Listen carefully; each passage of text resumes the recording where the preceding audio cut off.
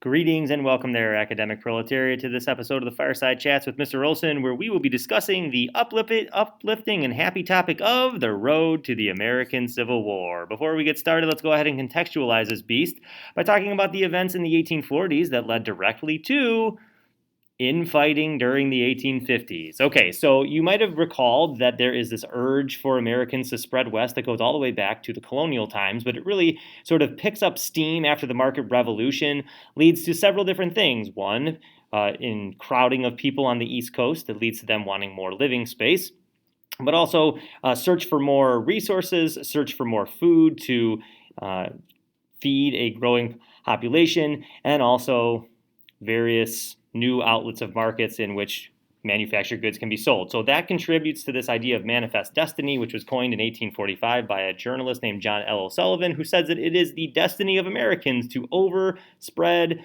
the continent. Now, it had already begun, however, this sort of puts it into terms for Americans to more easily understand, and so this really kicks off the intense movement westward. Now, like I said, it had already begun. It was happening on westward trails like the Oregon and Santa Fe trails, which were pretty difficult travels that people embarked upon in covered wagons and eventually made it out into the West, unless, of course, you were the Donner Party that got caught in an avalanche and ate each other. Anyways, this led to several conflicts between Americans themselves and people in other places that America thought they had the right to take. For example, in Texas, the empresarios, or Americans who settled in what was then Mexican territory, who thought that they should be an independent nation, fought a war for independence with the Mexicans in 1835 and 1836, getting their independence from Mexico. But when they asked to be a state, Andrew Jackson wisely said no, and therefore Texas became an independent Lone Star Republic for 9 years. Now, in 1844, in a presidential election that pitted James K. Polk against John Tyler,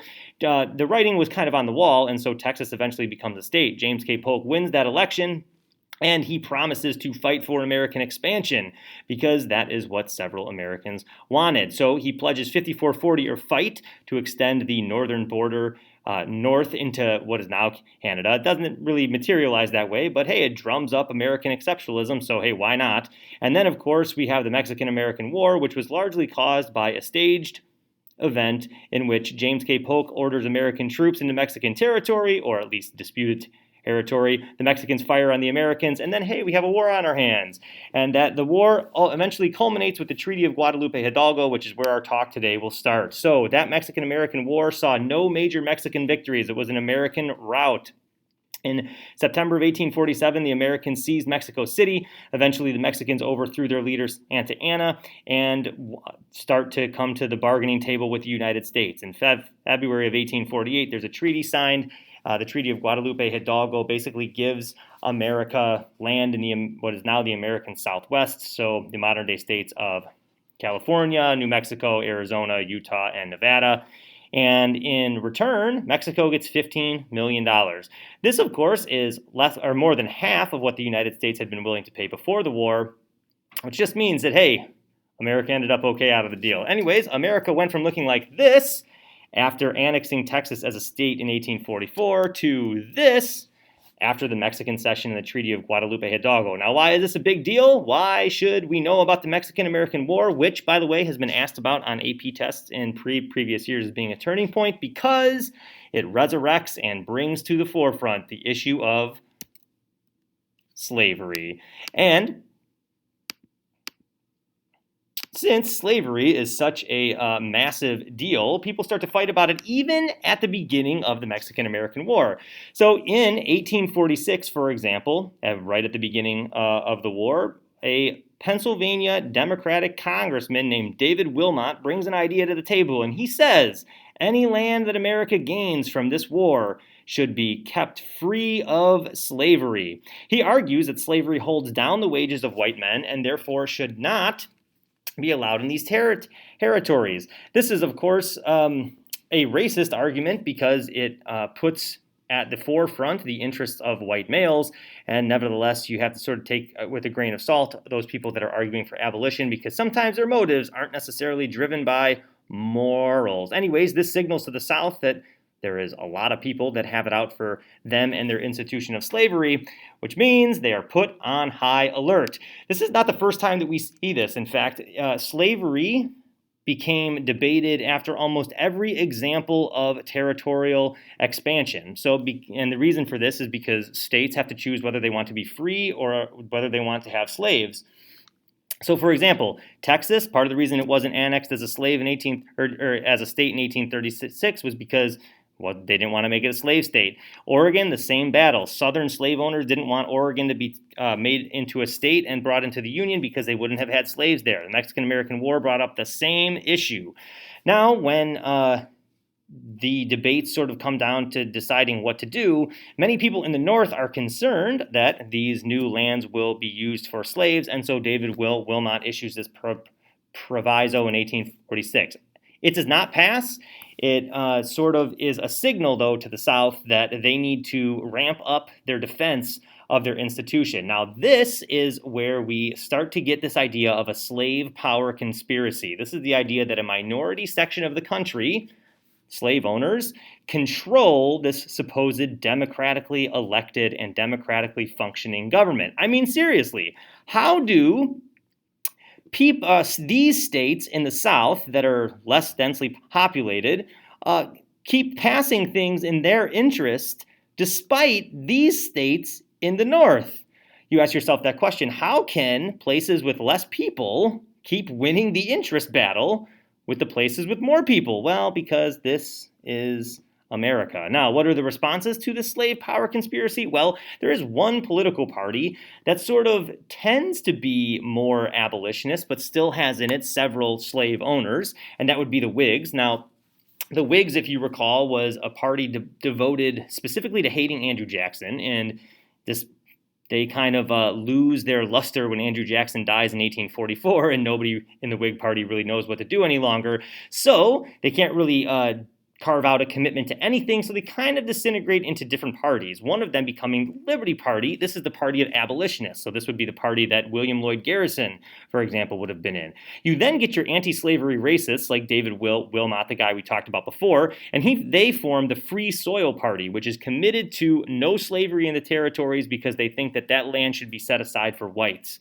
And then on a side note, you also have a large group of xenophobes in America. These are, of course, people that hate immigrants, and they form the less-known Know Nothing Party. Of course, the Know Nothing Party has in it such influential people as Millard Fillmore, who will actually be the president. Go American politics. This is without a doubt the land of awesome since 1776. No arguments. Absolutely no arguments. Now, after the Mexican-American War and after this sort of political mess that has been created by the emergence of new political parties, the crisis comes to a head, and it looks as though the North and the South are not going to be able to come to an agreement on anything. And then, resurrected from the near death, we bring Henry Clay for one last hoorah compromise. So he draws up a plan that has several parts, four of which are more important than others, and that has been dubbed the Compromise of 1850.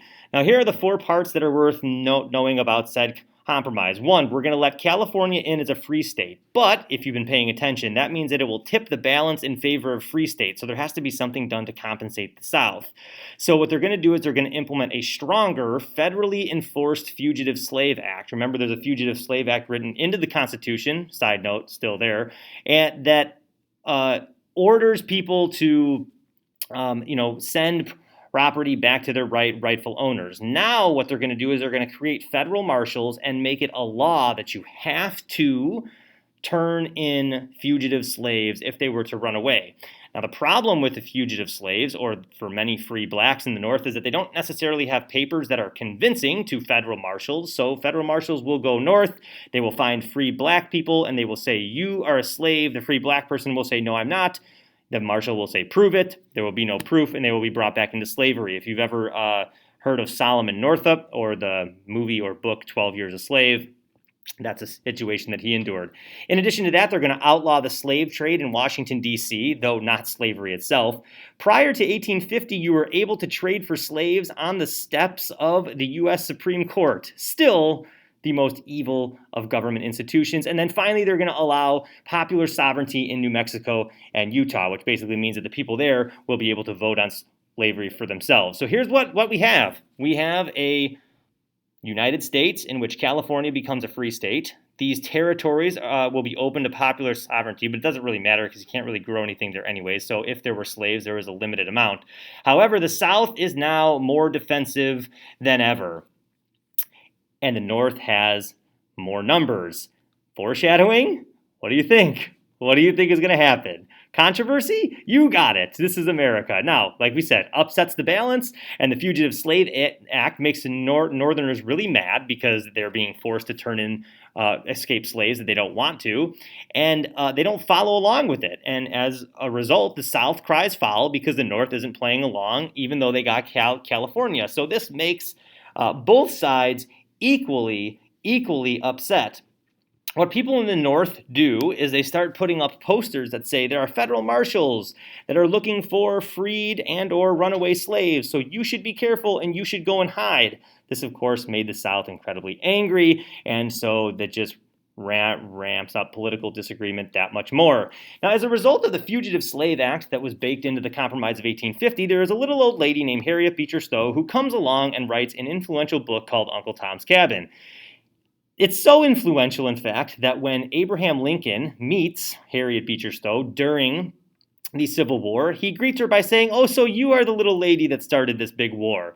Kind of hyperbolic, but still, Uncle Tom's Cabin is the second most popular book of the 1800s, second only to the Bible, and 2 million copies are sold in the first decade. Like I said, it is a book that is explicitly intended to chastise the Fugitive Slave Act. Even though Uncle Tom is the main character, there are several other smaller stories throughout the book, the most riveting of which is that of Eliza, who is a runaway slave with her son. Now, Uncle Tom, this is just a side note, is a slave that is sold from Kentucky down to Louisiana, where he is treated horribly by his new owner, Simon Legree. And I tell you that because I wanted to remind you that, remember, slaves are on the move internally because the land in the Upper South is becoming, the soil is being depleted, and so slaves are being moved to more rich areas. They're growing cotton. Okay, now add to this, in 1854, there's another event that strikes up controversy, and this would be the Kansas-Nebraska Act. To start talking about this one, I'm going to go ahead and turn it over to a short clip, and hopefully it helps set the stage, and we'll clean up whatever we need to afterwards. Here we go.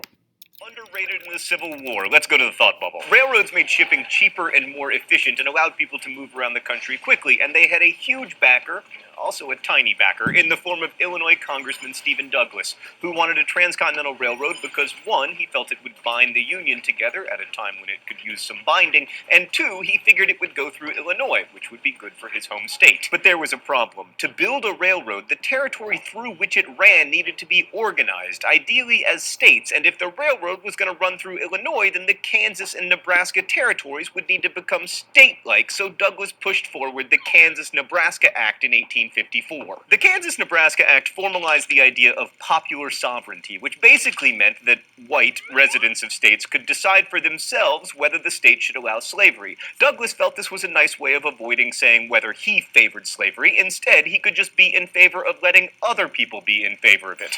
Now, you'll remember that the previously bartered Missouri Compromise banned slavery in new states north of this here line, and since in theory Kansas or Nebraska could have slavery if people there decided they wanted it under the Kansas-Nebraska Act, despite being north of that there line, this in practice repealed the Missouri Compromise. As a result, there was quite a lot of violence in Kansas, so much so that some people say the Civil War really started there in 1857. Also, the Kansas-Nebraska Act led to the creation of a new political party, the Republicans. Yes, those Republicans.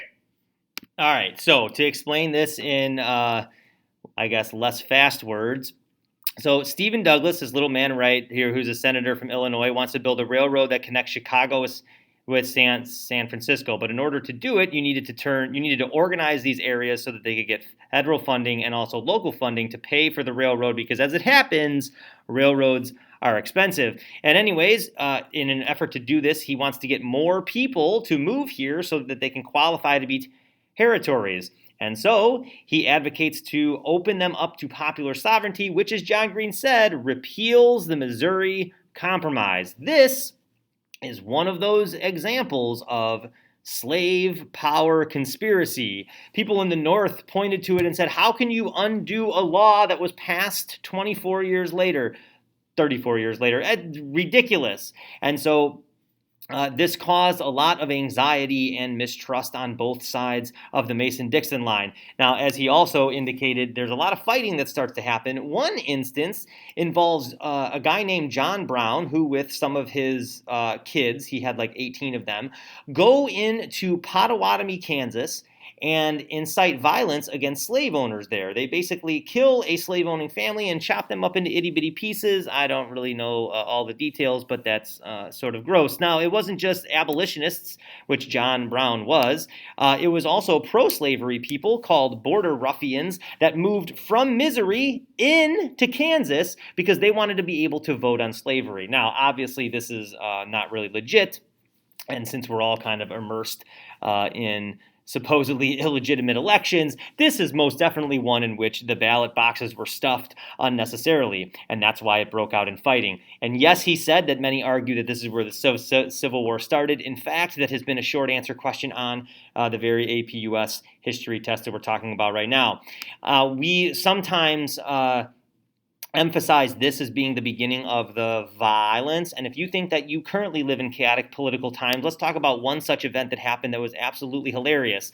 Anyways, there's a Massachusetts senator named Charles Sumner who got on the floor of the Senate, and he starts to talk about how Southern slave owners are bad, and he insults a particular Southern plantation owner from South Carolina whose nephew just happens to be in the crowd, Preston Brooks, and Preston Brooks gets so mad that he takes his cane and beats Charles Sumner with it to an inch or within an inch of his life. Charles Sumner is in a coma for like 3 years and eventually will come back onto the congressional floor and will help be a leader in Reconstruction. And who advocates punishing the South? Gee, I wonder why. But anyways, if you think, like I said, current American politics are hilarious, I take you back to this time when there were people beating each other on the floor of the Senate. Now, people responded to the Kansas-Nebraska Act in all sorts of ways. So if you've seen this political cartoon, it's one that's very confusing, but I'd like to walk you through it really quickly because it's often one that once understood can be very useful in figuring out how people felt about this new piece of legislation. So over here, you have important political beings in America, one of which is James Buchanan, who is the president at the time. You can see that in the back here, you have a lynching going on or somebody being hung. Now, you're holding down the free oiler, so this is somebody who's living in Kansas or Nebraska, and you're forcing slavery down their throat, which basically means that it's inappropriate to be passing popular sovereignty because that's not necessarily what the people there want. Now, this also directly leads to the birth of the Republican Party. So Abraham Lincoln is probably the most noteworthy figure. He was basically in political exile, just being a lawyer in, the boonies in Illinois, and he is so incensed about the Kansas-Nebraska Act and its repeal of the Missouri Compromise that he comes out of retirement and becomes a leader of this newly founded Republican Party that will run its first candidate in 1856. And when that candidate actually does surprisingly, it's a clue to some people that the Republican Party is here to stay. Now, following up this Kansas-Nebraska Act and the ensuing violence that happens in the territories is another horrible Supreme Court case in 1857 that pitted Dred Scott, who was a slave from Missouri again, who got taken by his owner into the free states of Illinois and Minnesota.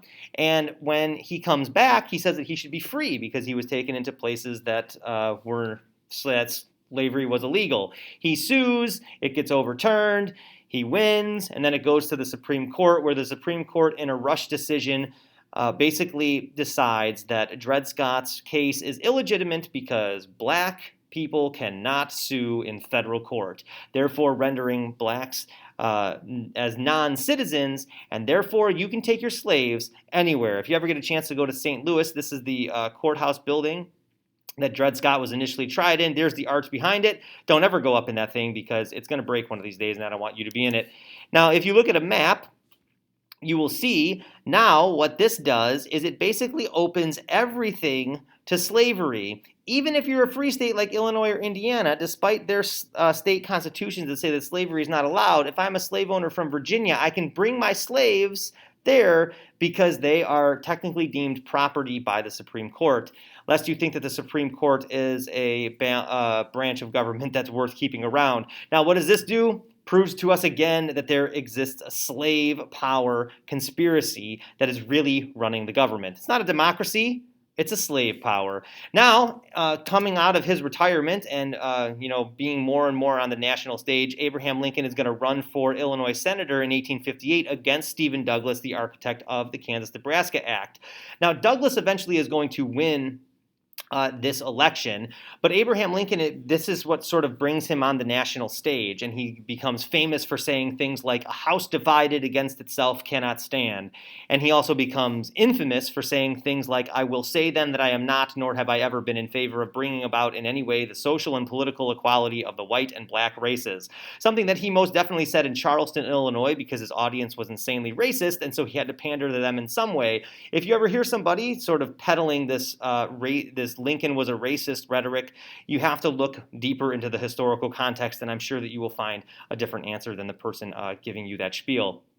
Now, 1 year later, things really come to a boiling point when our old friend John Brown, the guy who cut the people up into little bitty pieces in Pottawatomie, Kansas, comes back and takes over a federal arsenal in Harper's Ferry, Virginia, which is really close to Washington, D.C., so it makes all those powerful people in government scared.